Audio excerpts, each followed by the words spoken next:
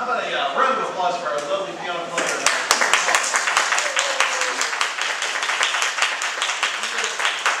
I have to say that Peter is new to our group. Hopefully we'll continue on, but he's been a wonderful addition for today's program, and it's been great having him.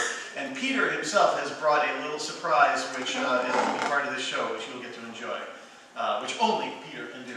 I sure can't. So, but thank you all for coming here today on this beautiful, it's still June, right? Okay. This year is just ripping by.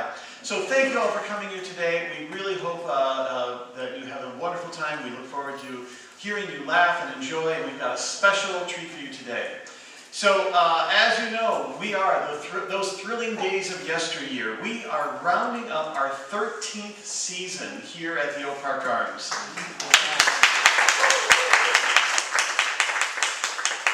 So, and of course, for those who are great fans, for those who are new, we have been recreating old-time radio shows of all sorts, and today is no exception. For we know that there was a special treat that we wanted to do a tribute to old-time to horse racing, especially for Dan Turlow, who was here, and my father-in-law, my wife's dad, who was a huge fan of horse racing, and so this is also our special thanks and tribute to him.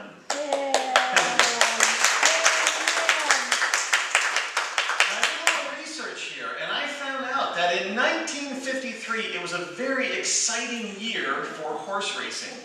Native Dancer was the favorite, running the whole season undefeated, and then winning both the Preakness and the Belmont Stakes. And in fact, by the time they came down to the Kentucky Derby, and if he wins the Kentucky Derby, then that's the Triple Crown, which is hard to do, which happened this past year. And so, after having an undefeated season, winning the first two races, then Native Dancer was considered to be, as those in the betting world call it, a sure thing. Because if he did win the Kentucky Derby, he would then get the Triple Crown, and his running race was already great. So, as it turns out, on May 2nd, 1953, all the horses lined up, the bets were placed, and then the starting bell rang, and the gates opened up and the horses came bolting out, and underdog, Dark Star, running at 25-1 odds, burst into the lead immediately and could not be stopped. It was a completely unexpected win that completely upset all the betting, created quite a stir, and of course took away the possibility of the Triple Crown for Native Dancer. And it was really just a sad day for many, except those who love to bet the long shot. And speaking of long shots, as I realize this segue probably is, our two shows today also aired that very same year, featuring their own long shots in the world of horse racing. Our first show, My Friend Irma, originally aired on June 2nd in 1953, and it follows Jane and Irma and their friends as they go to the racetrack to watch Irma's boss run his new racing horse, Laughing Boy. See, Irma is very fond of him, but like in the Kentucky Derby, things don't always go according to plan. Of course, nobody knows better about things not going according to plan more than maybe Phil Harris, and because on the Phil Harris and Alice Faye show, Phil and his buddy Remley, they hatched this incredible plan to buy their own racehorse and then run it in the races and win lots of money. It's a surefire plan that just can't miss. Right? Yeah. And in between these two shows, you'll actually also hear the announcing of a very special and unusual horse race from back, and it actually took place back in 1948. You'll hear such legendary horses as Dog Biscuit, Safety Pin, Cabbage, and Banana as they race to the finish. Who will be the winner? Well, the window is still open, so you can place your bets. My advice is, go for the long shot. Speaking of which, it's not a long shot that you will find today's show fun and for the whole family, as we will do our best to recreate these shows for you just as they aired, with music, sound effects, and even a running horse or two. And while you're listening, you might pretend that you are one of those who had the fortune of being in the live studio audience as they watch their favorite performers do their thing. In fact, to add to this experience, we are including a very rare and special treat for you all. The actual pre-show warm-up, led by Phil Harris and their announcer Bill, before they began the Phil Harris Alice Faye show. You can hear what it was like to sit in the audience and how they would chat and talk with the audience, tell a few jokes, acknowledge the cast before the actual show began on the radio. So you get to hear stuff that listeners at home will never got to hear. Or perhaps you might just wish to sit back, close your eyes, and imagine that you are sitting in the living room in front of the old Philco radio, anxiously awaiting for your favorite show to begin. So join us now as we take you back to those thrilling days of yesteryear.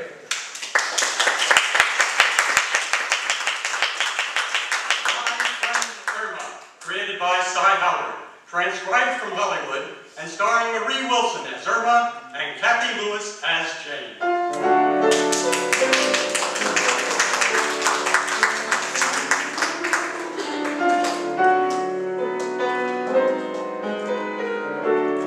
My roommate Irma Peterson is a girl of, well, let me describe her this way. She walks around like she's got the world on a string, but she can't remember where she put it.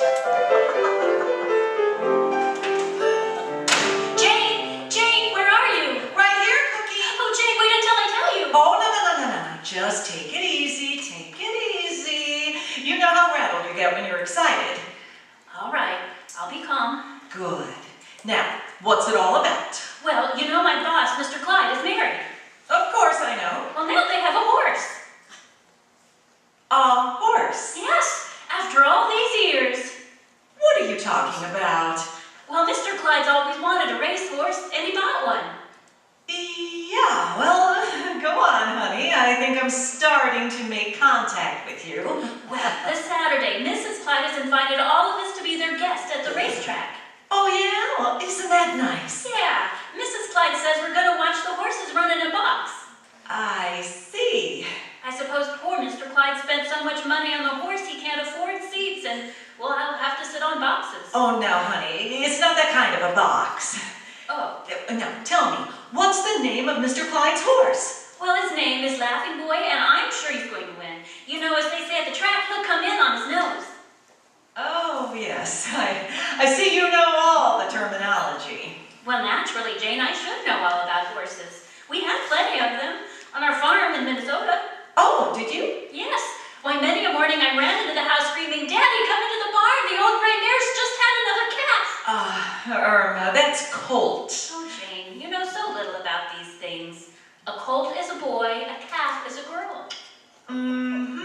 So, what's a stallion? It's a little white onion with a long green top. I guess we learn things all the time, you know. Glad to help. Well, you know, Cookie, the more I think about going to the races on Saturday, the more excited I get. Of course, I've never won in my life. Well, of course you have to have a system. Now, when Laughing Boy runs, I think I'll bet him room and board.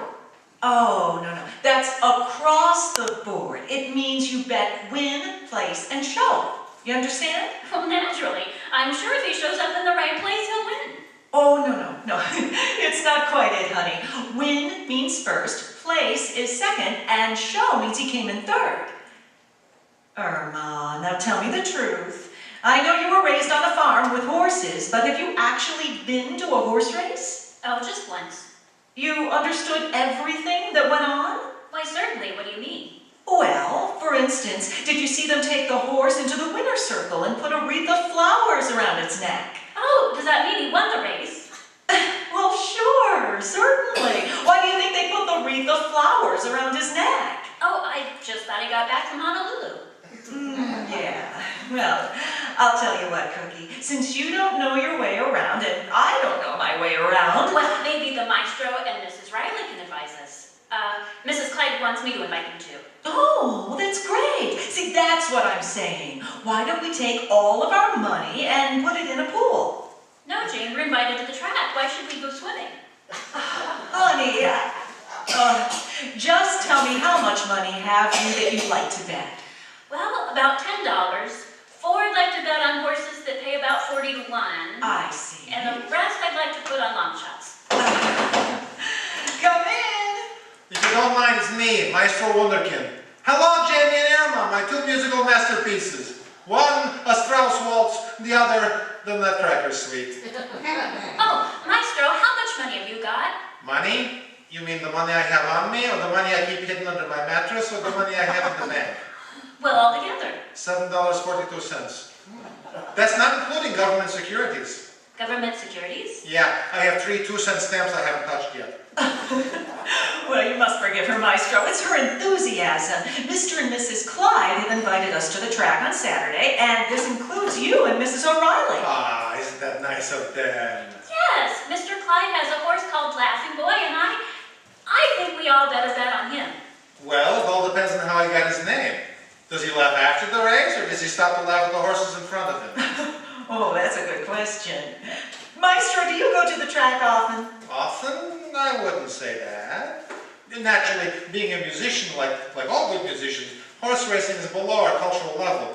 We haven't got time to take our minds from the classics for such nonsense. Oh, well, I understand Laughing Boy is going to run a 1.25 miles. Mile and a quarter. She'll do it in 2:10. Track record is 2:06. Going off at about 5 to 1. Say about 10:30 wins, 6:40 place, 2:10 to show. Barring any photo finishes in a muddy track. I thought musicians didn't know about horse racing. Oh, this is just some dialogue I picked up on a sheet of music from the Four Horsemen of the Apocalypse. Oh, yeah. Maestro, you're not fooling anyone, buddy, and I'm with you. How's your luck? Well, sometimes it's not bad. Last year, what a streak of luck I had. I won the first, the second, third, fourth, fifth, sixth, and seventh race. If I had any money left, I would have won the 8th race, too. Well, Jane says we should take all of our money and put it in the water. She means pool our money. Well, that's a good idea. We'll have a bigger bankroll to start with. Irma, tell me, have you seen this horse, Laughing Boy? Yes, he has the same brown eyes that my Al has. Do they shift from side to side, too? Yeah, wait a minute. That's a hunch. If this horse is anything like Al, we have to bet on him. What do you mean?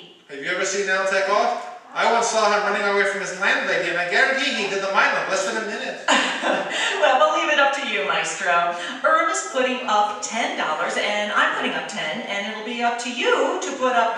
Okay.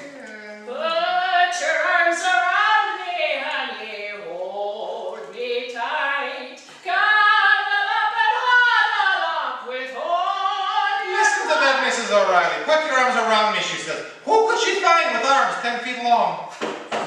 Ooh, anybody home? Come on in. Oh, hello, girls. Hello, Maestro, dear boy. Greetings. Oh, I'm afraid you have some competition. When I brought the ash cans out this morning, Mr. Sweeney from across the street whistled at me. Well, I hate to dash your hopes on the rocks, Mrs. O'Reilly, but he broke his glasses last night, and he only whistled at you because he thought you were the truck, and he wanted you to pick up his ashes too. Now, don't you go making any remarks about me. Oh, by the way, girls, how do you like the way I'm wearing me hair? Oh, that's very nice. Oh, that reminds me. You were invited to horse races this Saturday, Mrs. O'Reilly. Yeah, to see the other bangtails. Oh, what is this all about now? Well, Mr. Clyde bought a racehorse, and Mrs. Clyde's invited us all to the track this Saturday. Oh, glory be, I haven't been to a racehorse since I was a little girl in Ireland. Every year we go to see the running of the Irish sweepstakes. Sweepstakes? Yes, and Irma, don't bother asking if the horses run with brooms. Are you going to be doing any betting? Oh, sure, why? Well, I don't know how to describe it, but I have a way of talking to horses. Well, I guess if you can't get anyone else to converse with, you have to resort to that. Maestro, did you know that you can tell a horse's age by counting his teeth? I know. Well, one more remark from you and you'll be counting yours in your hand. Oh, now, come on. Let's not get into any arguments. I want us all to have a good time at the races. Personally, I'm very excited about the whole thing. Oh, so am I. By the way, Irma, do you know who the jockey is going to be? No, but I hope it's Mickey Rooney. I once saw him ride in 3 races and he won them all. Well, what movie was that? It was the same one. It was raining outside, so I saw the picture over and over, and he won every time. Well, too bad you couldn't have placed a bet. You would have cleaned up. I know, I looked all over for an usher. I'll bet. Come in. Hi, folks. Hello, chicken. Hello, Al, honey. What's new, chicken? Well, Mr. Clyde has a horse running on Saturday, and he's invited all of us to be his guests at the track. Chicken, your boss owns a racehorse? Yeah, and oh, he's the sweetest thing. No, wait. Just happen to have a racing form on the inside of my shoes. Oh, wait a minute. You say the horse's name is Laughing Boy? That's right. Here it is. Laughing Boy, out of Sleepy Valley by Rip Van Winkle.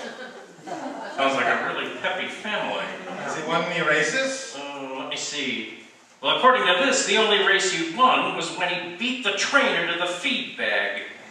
But Mr. Clyde wouldn't buy any old animal. He's very particular. Remember what I went through before he hired me? Oh, now let me look at this nag's record. Oh, let's see. In his first race, he came in second. In the second race, he came in third. The third race, he came in fourth. The fourth race, he didn't show up. The fifth race, he finished first, but that was really the sixth race. You know something? This don't seem as good as government bonds. Well, maybe the horse is just a curious type. Curious? Yeah, you know, the kind of horse that always stays in position so he can see if all the other horses are wearing tails too. Chicken, I want you to find out a few things about Laughing Boy for me.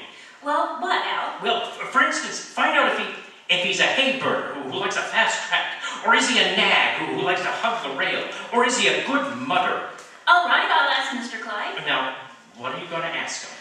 Is he a fast trail burner who likes to hug the hen? Is he good to his mother? No. Chicken, look.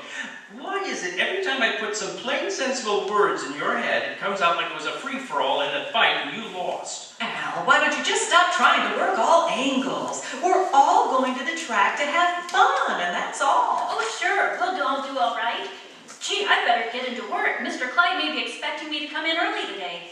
Oh, why? What do you mean? Well, last night when I locked up the office, I'm not sure if he left first or if I left first.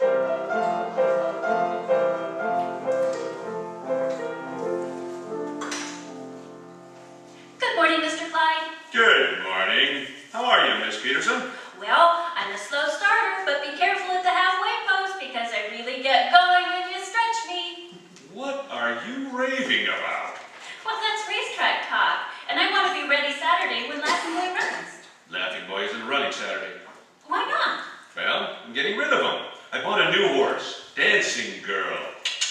Hottest thing on four legs. Yes, but what about Laughing Boy? Oh, they sold me a lemon. He's too old. I'm getting rid of him.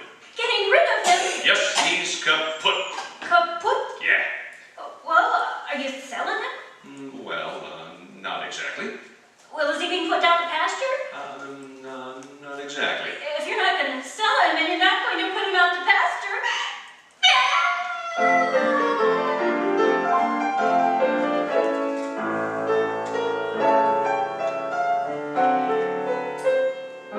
Well, we're all excited about going to the race this Saturday. Really excited.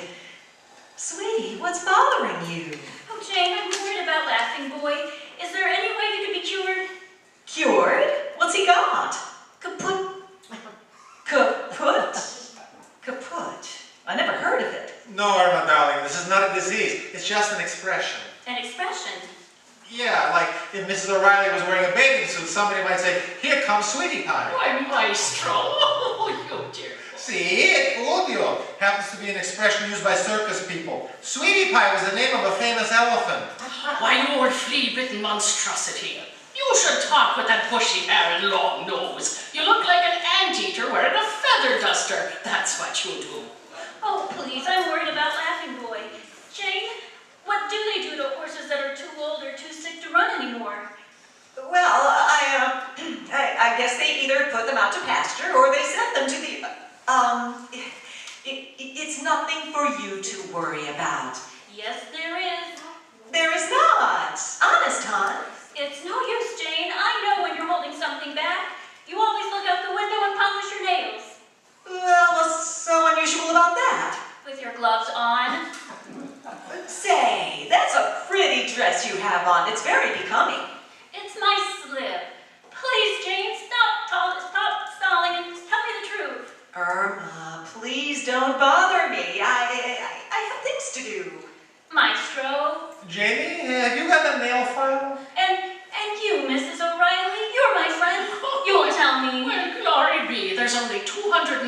29 days before St. Patrick's Day, and I haven't got a thing to wear. I better go out and do some shopping. Yeah. Hey, now wait a minute. Nobody leaves until I find out. Oh, honey, what are you getting so upset about? Well, none of you people know Laughing Boy, and I do. Why, I was down at the stable, and he's sweet, and he's pretty, and I know that he's such a good friend that if you ever need him, he'd work like a horse for you. Oh, Irma. No, please, Jane, I can't forget Laughing Boy's expression. He looked at me in the eyes as if to say, Irma, what are they going to do with me? I'm looking you all in the eye just the way he looked at me in the eye, and I want you to answer. What are they going to do with Laughing Boy? Well, Let me put it this way. What happens to people when they get too old? they dye their hair red and lie about their age. Be still. Honey, Irma, what Mrs. O'Reilly is trying to say is when you become old and infirm. Irma, have you ever heard of Valhalla? Is that near Sun Valley? Don't let me handle this because it requires delicate and tactful handling. Irma, darling, there's nothing to be excited about. I'm sure they won't send Laughing Boy to the glue factory. Glue factory? Oh, that was real delicate. He's going to the glue factory! Irma, darling, please, listen to the old maestro. No. Yeah, listen. You know you feel badly about Laughing Boy. We know. But after all, you're not doing anything to him. And according to Mr. Clyde, that new horse dancing lady looks like a sure winner. So why don't we concentrate on her and leave well enough alone? You're cruel, all of you. That's why you don't know what this means to me. You've never loved a horse or owned a horse or been around a horse. How can you say I've never been around the horse? Take your arm off me shoulder. Hello? Oh, hello, Mr. Clyde. Yes, Irma's here. What? Oh, yeah, I'll tell her. Saturday. Oh, sure, we'll be there. Thanks. Bye. Sweetie, that was your boss. He wants you to come down to the office. He has some extra work to get out. I'm not going. Now look. No, I don't want to have anything to do with him. Any man who would send a sweet horse like Laughing Boy to a glue factory. Could you imagine what he'll do to me when I get too old? Oh, but Cookie, you really don't know that he is going to do any such thing. I'm sure Laughing Boy will be all right. Oh, Irma, Saturday's supposed to be a gay day. Mrs. O'Reilly is right. We should plan to bet on Dancing Girl. Yeah, you're just like all the rest. All you think about is the money. No, Irma, it isn't that at all. Not at all. It's just that Dancing Lady is a filly, and we must cheer for her because, well, like us, she's a member of the weaker sex. Yeah, she's as weak as you are. She'll probably pick up the grandstand and run with it. I don't care what any of you say. I'm not going to the races, and I'm not going to work for Mr. Clyde. Mr. Clyde, that glue factory monster! Oh, now, Irma, don't get dramatic. You have a job. Now, why don't you just go to the office and maybe Mr. Clyde will tell you what he's going to do with Laughing Boy.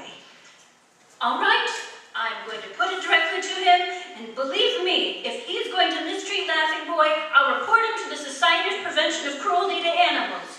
You know, the YMCA.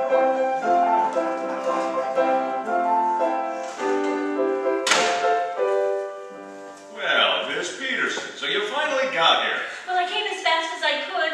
I grabbed the first bus I saw. Why is it taking you over an hour? It was the wrong bus. Oh, fine. Well, never mind. I've already typed the letters I wanted you to dictate. Just put them in the envelopes and be sure they're glued. Glued! Yes, glued. Murderer! What? You know what I'm talking about. When you get tired of something, you send them to be glued. Miss Peterson, how do you get in this condition? Do you take dizzy pills every morning? Stop with me, Mr. Clyde. I don't have to take pills. I'm not a hydramatic. That's hypochondriac. Oh, forget it. Look, I have to leave town. I won't be back until Saturday. I want you to do something for me. Yes, Mr. Clyde. I want you to go to the track and tell my trainer to enter Dancing Girl in the race. Well, what about Laughing Boy? I have other plans for him. But Mr. Clyde. Some other time, Miss Peterson. I've got a plane to catch. Mr. Clyde, please. I'll see you at the races But on Mr. Saturday. Clyde, what about Laughing Boy? He's gone. I can't let him do this to Laughing Boy.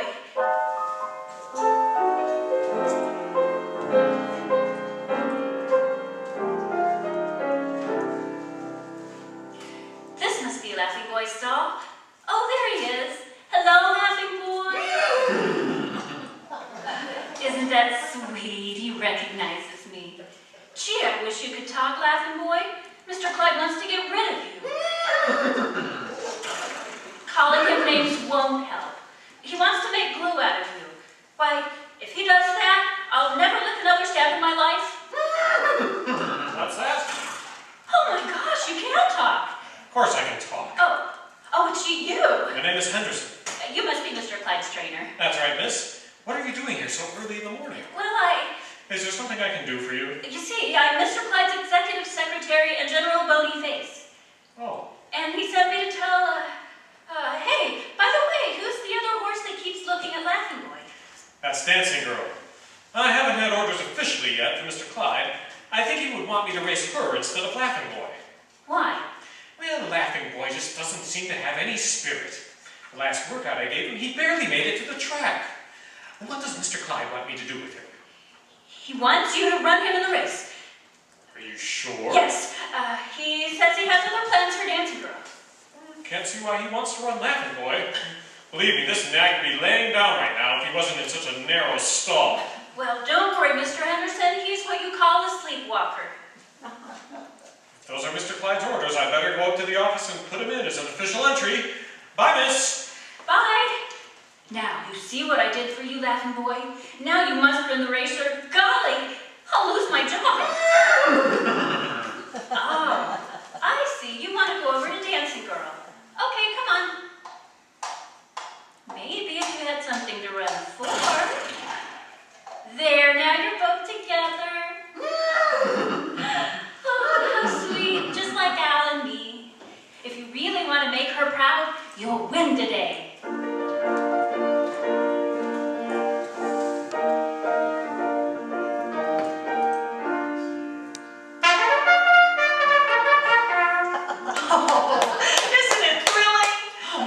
Seen so many people. Maestro, you better hold my hand so I don't get lost. Nothing doing. They might think I'm the jockey. This way, Jenny. I see Irma. Oh, yeah, she's with Al and Mr. Clyde. Irma! Well, kids, I hope you put a good bet on Dancing Girl. I know that horse can't lose. There's an $8,000 purse on this race. An $8,000 purse? I can't see why you'd need such an expensive pocketbook. Hey, wait a minute. Isn't this supposed to be the race? That's right. I'll start any minute. I don't see Dancing Girl up on the board. Well, you must be mistaken. Miss Peterson? Yes, Mr. Clyde? Look up there at that board. They've got Laughing Boy up there instead of Dancing Girl. Miss Peterson, what have you done to me? I'm ruined. They're off! Of all the morons, I had to pick the prize one of all. I can't bear to look. Mr. Clyde, look! Laughing Boy, he's gaining! He's right out in front! You're probably mistaken. If I know Laughing Boy, he's only out in front because the other horse is the second time around. Go! Oh my God. Look, he's win. He's a Big Peterson, how did you do it? Well, he was lonely, so I got him a girlfriend. He won! Laughing Boy won! Only because he was lonely. What do you mean he was lonely, you wonderful idiot? I married him to Dancing Girl. That's why he ran so fast. He's anxious to get back for the honeymoon. My friend Irma came to you through the worldwide facilities of the United States Armed Forces Radio and Television Service.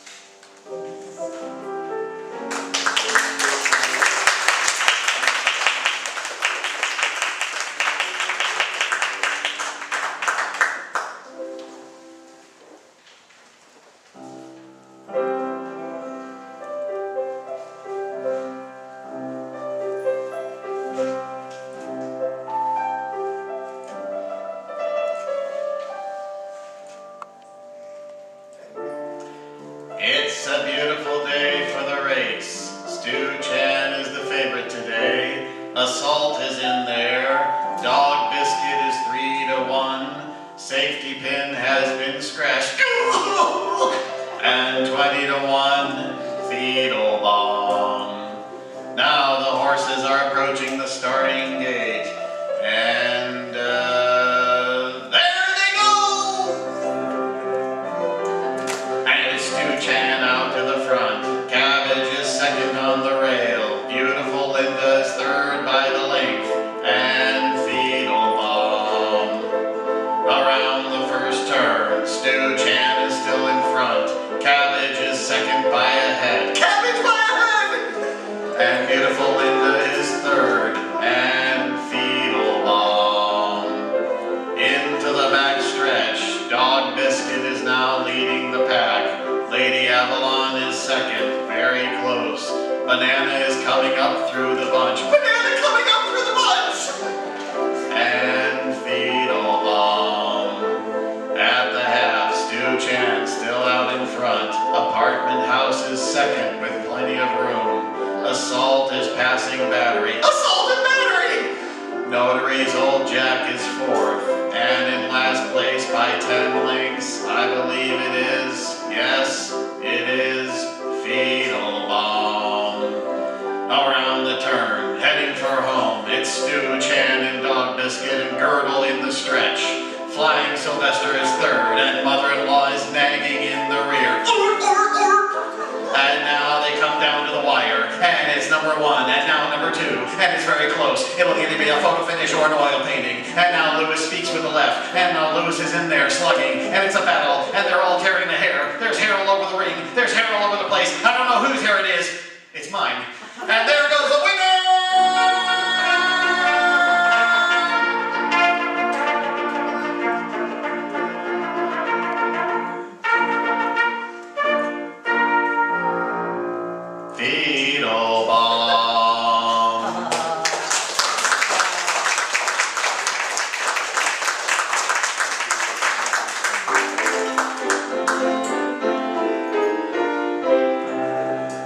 Ladies and gentlemen, our announcer and our grand guy, William Foreman.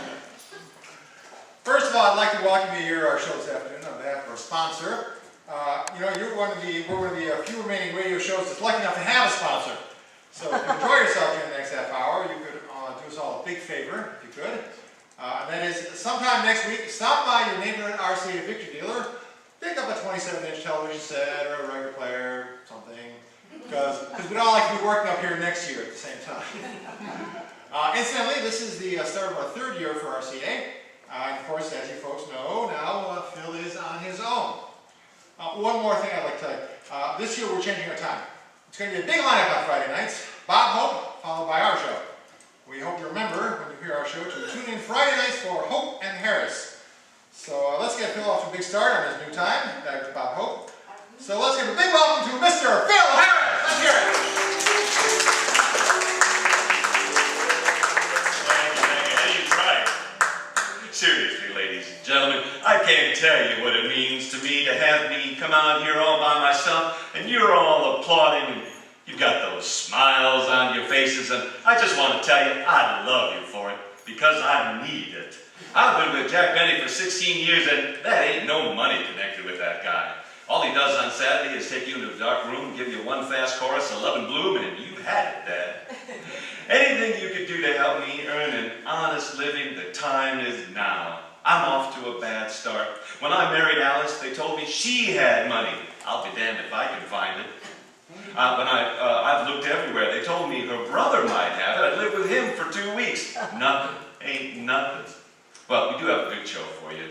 And I'm very happy with the script. I'm very happy we have such a lovely crowd here. And I want to introduce some of the people, but first I'm very happy to see servicemen in the audience. And I want to tell you guys that you're always welcome at my shows, especially to you sailors, because in the last war I was in the Navy myself. I fought the Battle of Catalina.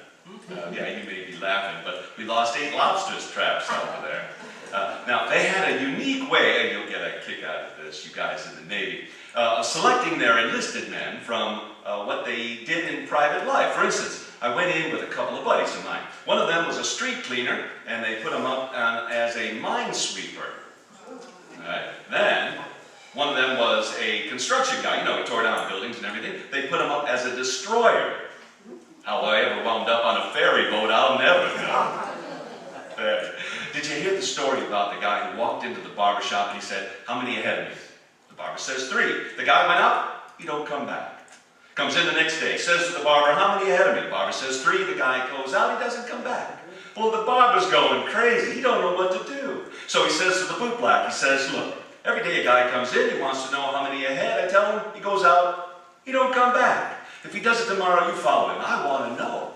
So next day, the guy came to the barber. He says, "How many ahead of me?" The barber says, 3. The guy went out. The bootblack followed him. He came back about 20 minutes later. The barber said, "Where'd he go? Where'd he go?" The bootblack says, "To your house." Now we're rolling. You hear about the guy who parted his hair in the middle? Well, he got tired of parting his hair in the middle. So he went to the barber and had it parted from here to here. Well, put some front bangs and some back bangs, and then he got awful monotonous because people come up whispering into his nose. Now here's one about a drunk. A blind drunk who fell out of a 12-story window. It fell down, boom, and he hit. There's a big crowd comes around. Well, he gets up and brushes himself off. Some fellow walks up and says, "What happened?" The guy says, "Damned if I know, I just got here." Say hello to Bill Foreman, ladies and gentlemen. Like me, he's seen himself on television. Well, you know, ladies and gentlemen, whatever success we've obtained, it's not due to any 1 or 2 people, it's our organization. And we're very fortunate to have a very competent organization. For instance, every one of them, they sitting back up here on the stage, they do an outstanding job on his or her particular interview. These are things I know that you don't. Take the band leader, he's all right.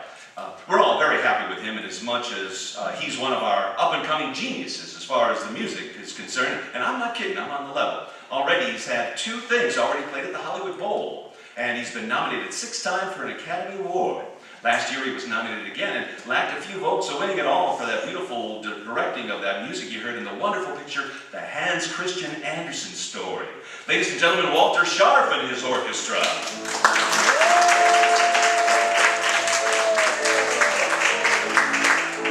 All handwork. Now, I want you to meet whose fault this is, because without her, I don't think the program would be possible. I don't want to go into a big eulogy. I just want to tell you that she's not only the most beautiful girl in the world, but this kid's got talent too. Alice Faye.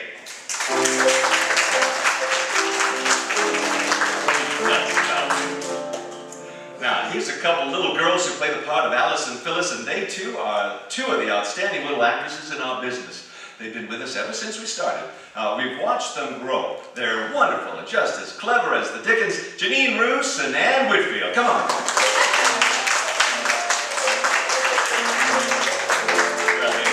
Well, they don't come too young for me. When it comes to women, oh honey, you know you got all of me. Here's a new fella to our organization, and we're very happy with him. The only thing I worry about is he's a little too handsome, and and young. But he's a marvelous actor, and I know you've seen him doing pictures on television. He's our new William. He plays the part of Alice's brother. A wonderful performer and a wonderful guy, John Hubbard, ladies and gentlemen. He's a little kid who steals our show every week, and we're very happy about it, because we not only love him, but he's just chock full of talent. Plays the part of Julius Abruzio, the grocery boy. Walter Tetley, come on, boy. Now the one and only Elliot Lewis. Come on now. That's our task, ladies and gentlemen. All I ask you to do. This is our opening show, so please laugh. If you laugh, laugh loud. If you cry, cry loud. Whatever you do loud. Will you please? Thank you. Have a good night.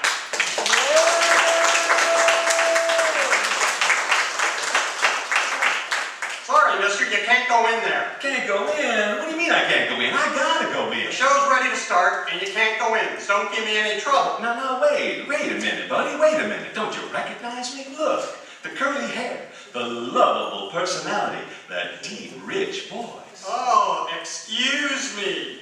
Go right in, Tallulah. RCA Victor, world leader in radio, first in recorded music, first in television, presents the Phil Harris Alice Faye Show.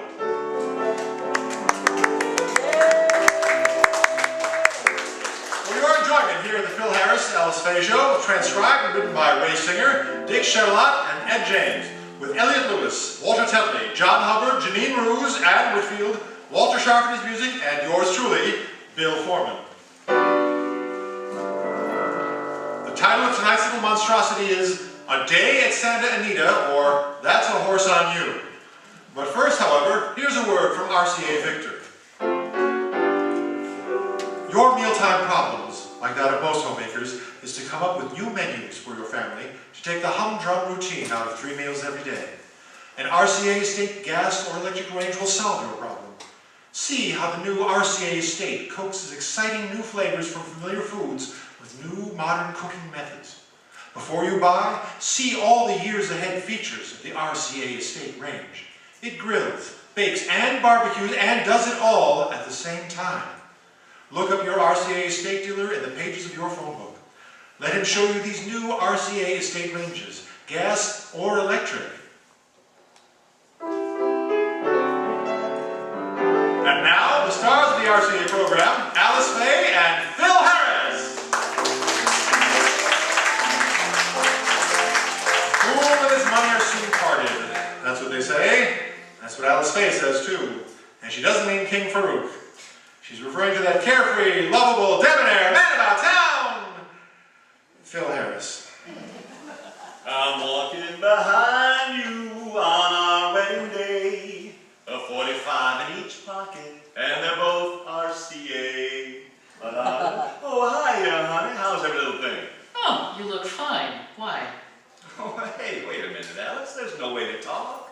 Now, when I came in here this morning, I felt like $1 million. And that's the way you spend money, too. Look at these bills. Well, now you ruined my whole day. Phil, you've got to cut down. Honey, you know I don't drink. Before breakfast. Oh, Phil, you've got to stop wasting money. Oh, that kind of cut down. Oh, you can be so hard. What are you trying to do? Now look here. How did I waste money now? Well, just look here. One bathing suit, $100. Honey, I know it was for me. Certainly, it was worth it, baby. It was worth it. You realize that every sequin was sewn on just right. I know, but did they have to spell out, stand back, this belongs to Phil Harris? I ain't taking no chances. And another thing, the way you were tipping last night, you threw $10 bills around as though they were dimes. Yeah, nowadays, you can't tell the difference. Phil, if you keep this up, you'll go through your money in no time. Oh, stop worrying, honey. We ain't even halfway through yours yet. Look, honey, why don't we talk about it But later? Phil, listen. I don't want to talk about it now. We talk about it later. I gotta go downtown and see Elliot. I ain't seen him all day. You don't have to go downtown. He's right here having his lunch. Oh, he is? Where? In the garage. Elliot's eating in the garage? Well, he ate everything that we had in here, so now he's having lunch with the dog. Democratic little devil, ain't he? Elliot or the dog? All right. Hey, Phil, where are you going? I told you, honey, I'm going out to see Elliot. I'll be right back. I don't even get my eyes open. I don't get a cup of coffee. She's nagging. Oh, what's the trouble? Don't spend so much money. That's all she could say. I should have stayed home, dear, on our wedding day. Well, hi, Elliot. Hey, Elliot. Excuse me, Curly. That's okay, yeah. I didn't hear you coming. Wait till I take these clothespins off my ears. What you got clothespins on your ears for? They keep getting into dog food. Hey, you know, Curly, that's pretty good stuff. Certainly it ought to be. Factories in Del Mar. They use nothing but winners. Hiya, Nipper. He's on fire today. He's a happy little beastie, ain't he? I'm gonna make you a happy little beastie, too. How would you like to come in on a big deal with me and make $1 million? If I know you, and boy do I know you, I'll leave you with one word. Get lost. Curly, you ain't even heard the proposition. Look, I ain't gonna hear it, because I don't have to hear it.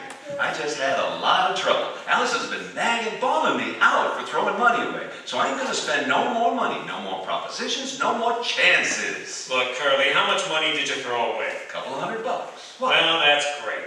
She balls you out for throwing away a couple $100, and now you want to throw away $1 million. You're a dead pigeon. $1 million, huh? Uh-huh. Is that more than 1,000? More than 1,000? That's twice as much. And you want to throw it away. Yeah, you know, I never thought of it like that. Well, good. Go ahead, kid. Shoot, what's the proposition? You know that horse, Blue Blazes, we saw run at Santa Anita a few times? I got a chance to buy him for $500. Wait a minute. Now, how can you buy a horse like Blue Blazes for $500? I got connections. I gotta tip the owner wants us to sell this horse at a loss so we can write it off on his income tax. Oh, hey, gee, you know something? For $500, we couldn't go very wrong, could we? Go wrong? I'm telling you, we will make a fortune. We'll go partners. We'll chip in 50-50 and buy it. Yeah, that sounds fair enough. You got $250? Yeah. Okay, I'll borrow that for my half, and all you gotta do is dig up $250. Give me that once more, will you? Just a little slower. Well, all you gotta do is dig up $250 for your half, and I'll make you a partner. I'm gonna borrow the other $250. You mean you ain't got your $250, huh? I got it, Curly, but I'll need that for the expense of taking care of the horse. Why, it'll cost $250 a day just to feed him. That much a day for feed? That's a lot of money. I know, but this nag's got a big appetite. He eats like a horse. Yeah, I get that. Now look, Elliot, let me get this straight. You don't have the money, right? Right. Okay, so I'm gonna lend it to you. Now, I'll put up the whole 500, right? Right. Now, where do we contact the guy that's got the animal? He's sitting out front in his car. You see him? Oh, yeah, I see him out there. Hey, wait a minute. What's he got his motor running for? Well, as soon as he sells the horse, he's gonna leave town. Oh. Well, look, Elliot, here's the dough. Just go close the deal. Ain't you gonna come along? Nah. I think I'll stay here with Nipper for a while. Righto, Mr. C. Whitney Vanderbilt Harris. I shall see you in the paddock. Cheerio!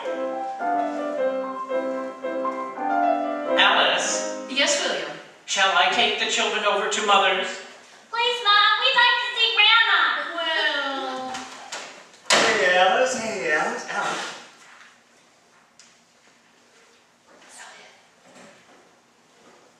Hey, Alice. Hey, Alice. Oh boy, we got something to tell you. Hey, Elliot. Now, hey, honey, wait till you hear this. Why, Willie, stick around. You gotta hear this too. Look, honey, Elliot and me are now owners of a racing stable. We just bought a racehorse. oh no. Oh, it's a great horse, Alice. Listen, it's Blue Blazers out of Honey Girl by Blue Street. Is it a good horse, Daddy? Oh, now, Phyllis, you children wouldn't know anything about her. Just wanted to ask him if he clocked the nag at the early morning workout. Can he run the mile at 1:35? Is he a mother or does he like a fast track? Girls, where did you ever learn those expressions? From Daddy's scratch sheet. Mom, did you know that Native Dancer, the greatest horse that ever He lived? is not. Townsville could beat him any day. It cannot. Can't you? It cannot. He can't do. Girls, go out in the yard and play. But Mother. Go out and play. Gee whiz. Oh. Phil, how dare you? Now, wait a minute, honey. Wait a minute. There's nothing wrong with horse racing. Some of the best families in the country own horses. What kind of a horse is it, Philip? What does he look like? Well, I didn't see him. I mean, the guy got him in a stall at Santa Anita, and he didn't have time to take us out. You bought a horse without seeing him? We didn't have to see him. The owner gave us his picture of the horse. Look, ain't he a beautiful animal? Let's see it, Elliot. Yeah, here, Al. Well, all you can see is his head and tail. The rest of it is covered with a blanket. Yeah, but just look at the name on that blanket. It's Blue Blazes. What a G. And to think, we got him for $500. $500? Philip, you've been cheated. You can't buy a good racehorse for that kind of money. What do you know about horses? I am very familiar with horses. I ride a great deal. I'll have you know, I was practically born in the saddle. Wasn't your mother uncomfortable?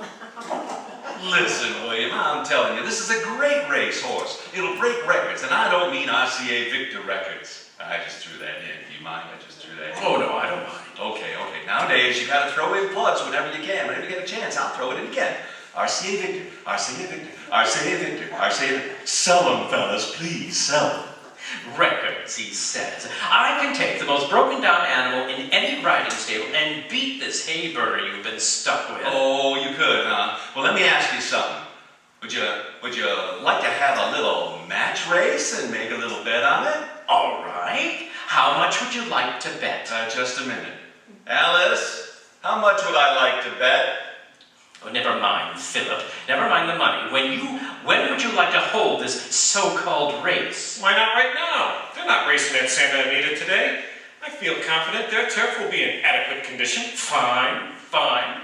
I'll get a horse from the first riding academy I come to and meet you at Santa Anita in 2 hours. Goodbye, Philip. So long, sucker. Hey, Curly, are we gonna take him? Especially with you riding our horse. Who? I ain't riding no horse. I'm allergic to them. When I was a kid, one of them kicked me. Yeah? Where did he kick you? In Milwaukee. I was living there at the time. Hey, why don't you ride it, Curly? Well, I'd love to, Elliot, but you know, I used to live in Milwaukee too. Well, why don't you fellas just get a regular jockey to ride it? Nah, they're expensive, Alice. They get a lot of dough. Jockeys, gee whiz. Wouldn't it be wonderful if my old pal Eddie Arcaro came along through that door and he just said, Anybody home? I brought the groceries. I don't think he'd say that, Curly. please, will ya? Hey, hey, wait a minute. Hey, Julius, come here, will ya? Have I got something to tell you? Good morning, Miss Fay. Well, ain't you gonna say anything to us, pal? Yeah. Help! Hey, wait a minute. Hey, Julius, you just say something, anything like that, because today, hey, Julius, listen to me. Mr. Lewis and I are going to do you one of the biggest favors you've ever had in your life. We just bought a racehorse, a good one, and we want you to ride him in a big race. You mean you're gonna let me be a jockey? Jimmy's! Julius, the whip of Bruzio. You mean I'll be one of those guys who boots home winners in them big races? Where the people screaming and yelling and they put a big horseshoe of roses around your neck and they pay you a lot of dough for doing it? Yeah, that's it, kid, that's it. How do you like the idea? It don't appeal to me. I'm afraid of horses and I ain't gonna ride one for nobody. Gee, Miss Fay here thought you'd do it for her.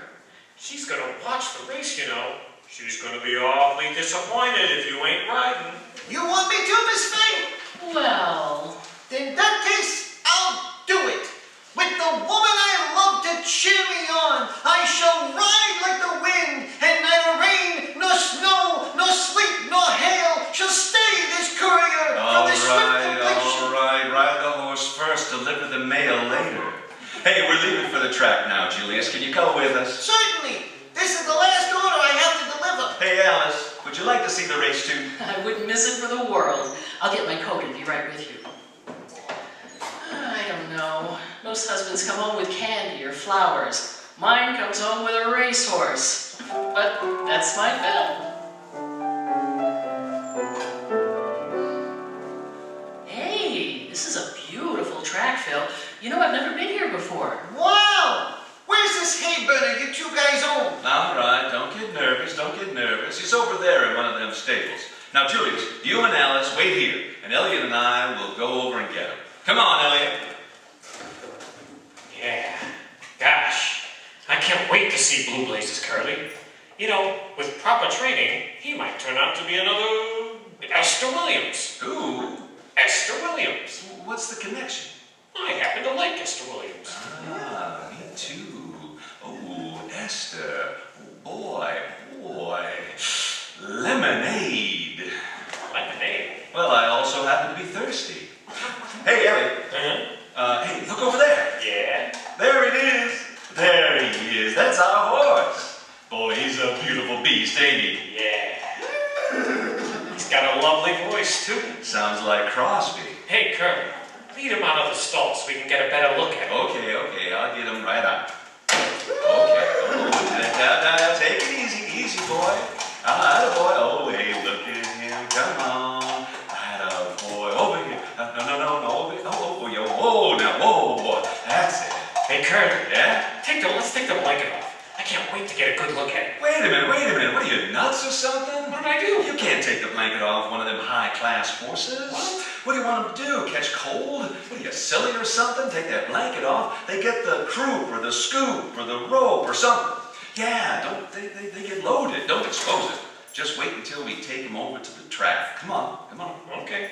Hey, you two. What are you doing with that blanket? Belongs to my horse, Blue Blazes. This is Blue Blaze. It is not. I just loaned that blanket to this guy to put on that nag when he took a picture of it. You mean that ain't Blue Blazes? But we just bought them for $500. You paid $500 for this? Oh, brother, have you been taken? All right, laughing boy. What's so funny? Wait, I'll take the blanket off and show you. Gentlemen, Blue Pot the Second. Glue Pot? That's Blue Blazes out of Honey Girl by Blue Street. It's Blue Pot out of Frying Pan by mistake. You're at me again, huh? At me again. Always at me. That's the most swayed back nag I ever seen. Yeah, he just got a front and an end. He ain't got no middle. Take a look at him, Elliot. That's our horse. Take a look at him. Is he ever swayed back? His stomach is touching the ground. What am I going to do? What am I going to tell Alice? Let's turn him upside down and tell her it's a camel. Will you be quiet? Oh, one of these days, buddy. One of these days. Look, I don't know what I've ever done to get mixed up into this. Why do you always pick up? Can't you pick on somebody else? Art Linkletter or somebody else? Now listen, maybe if we leave the blanket on, we can keep her from seeing him before the race. If Alice sees this, hey partner, can we borrow this blanket for a while? Sure, but bring it back when you're through. Yeah, there he goes again. Hey, thanks. I don't think he heard me. We might well get going, Elliot. We gotta show this thing to Alice. Okay, come on, horse. Get going, horsey. Come on. And come on. Hey, Curly, you don't want to move. He can. His stomach's dragging. How are we gonna get him over to Alice? Yeah, if we had a pair of skates, we could put him under his stomach and roll him over. Yeah, if we could also butter his stomach and slide him over. Hey, he's moving, Curly. Should I clock him?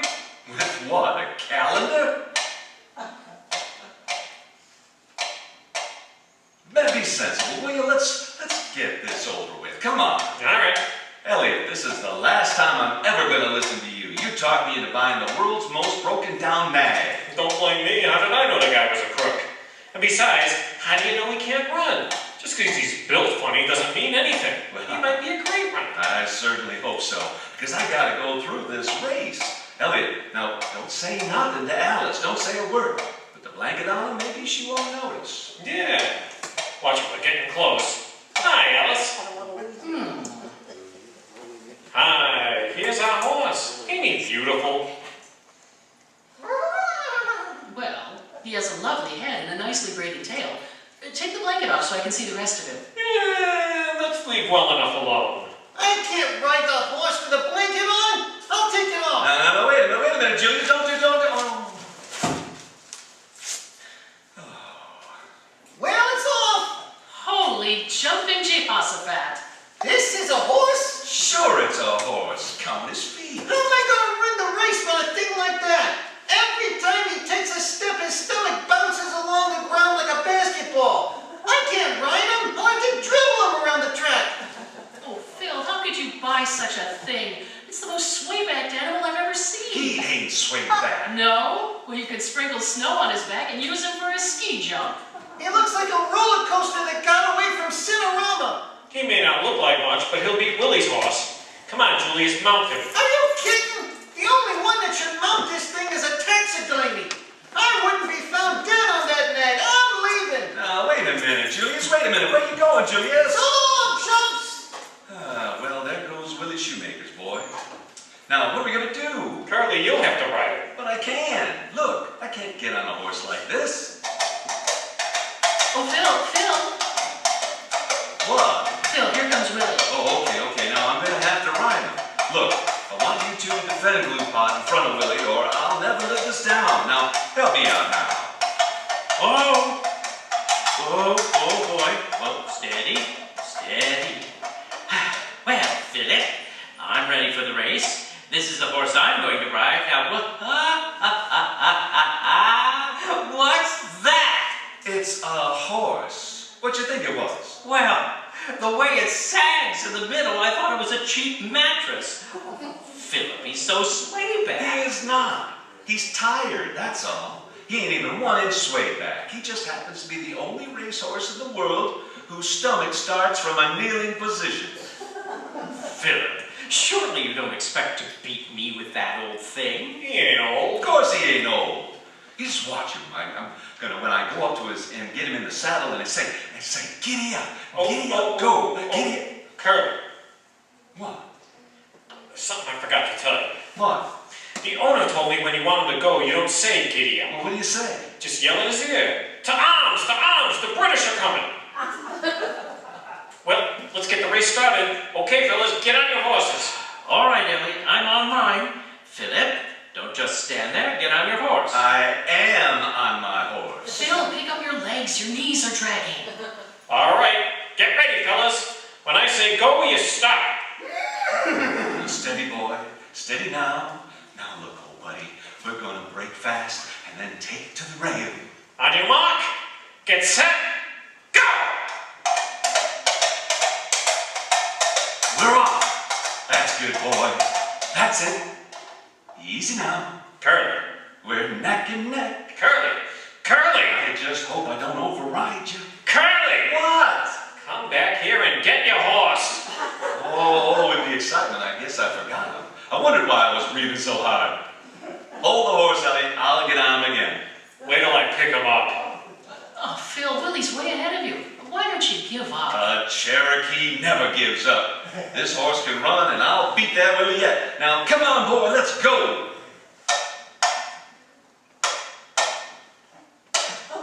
Atta boy. You broke nicely now. That's it. That's it, boy. Take it easy, boy. Save yourself for the stretch. Oh, man. Traveling a nice steady clip now. Phil, Keep to the rail, baby. Keep to the rail. We'll catch up with Willie. Phil. Alice, stop walking alongside of my horse. Makes him nervous. Now, come on, boy. Come on. Let's get going. Come on, buddy.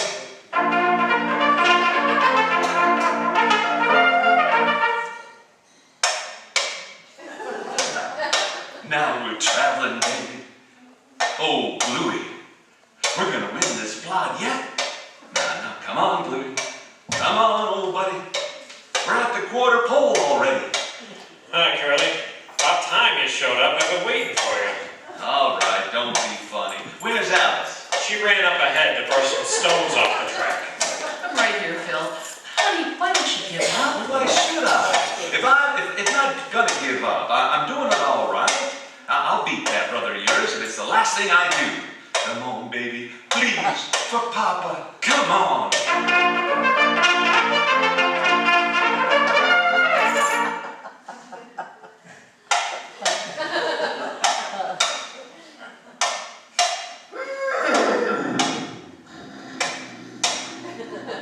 I'd wake him up, but I believe he's going faster this way. Come on, Bluey. Just a little bit more. Please. Come on. To arms, the British are coming. Nothing. Hurry up, Phil. Yeah, keep going, Curly. You're almost to the finish line. I am? Come on, Blue Pop, wake up. Don't you even want to see the finish? Hey, where'd all them people come from? Phil, isn't it wonderful? What is? You just won tomorrow's third race. Oh.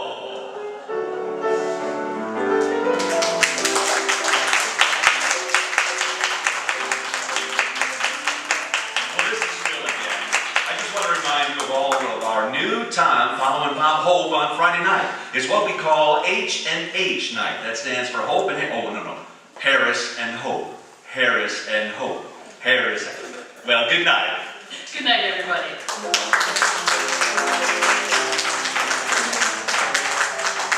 Included in this program transcribed was Joseph Currens. The part of Julius was played by Walter Tetley. This has been an NBC radio network. This is NBC, the National Broadcasting Company.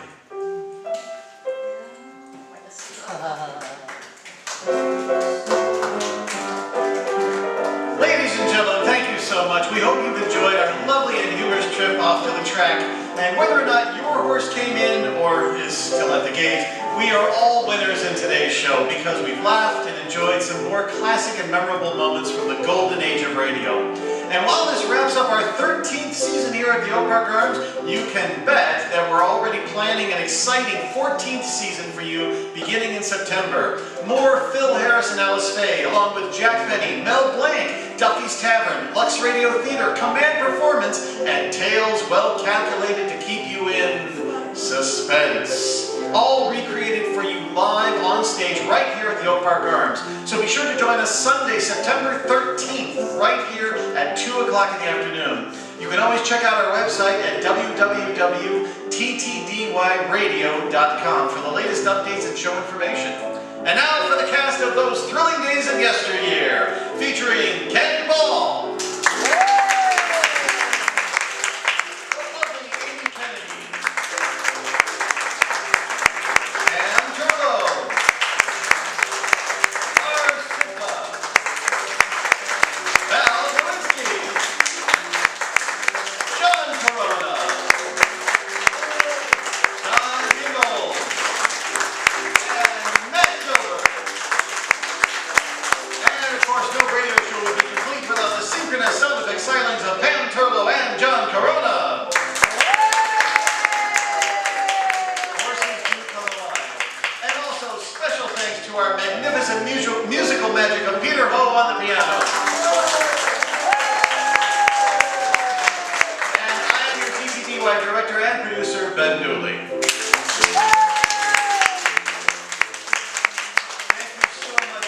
And also, on behalf of the cast, we'd like to extend our thanks to you, the audience, for once again helping our show come alive and for living those thrilling days of yesteryear so that we could bring them back to you.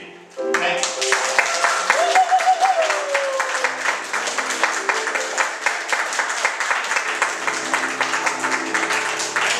Wonderful. Thank you so much. Have a wonderful summer. Enjoy the beautiful day. Before you head home, stop in our lounge for some special cookies. Not just your regular, ordinary cookies, special cookies waiting for you. And them cookies ain't going to eat themselves. So head on out there, and some of the cast may even stop out there. So we hope you have a beautiful day. Thank you for coming. We'll see you in September. Sounds like a song. Thank you.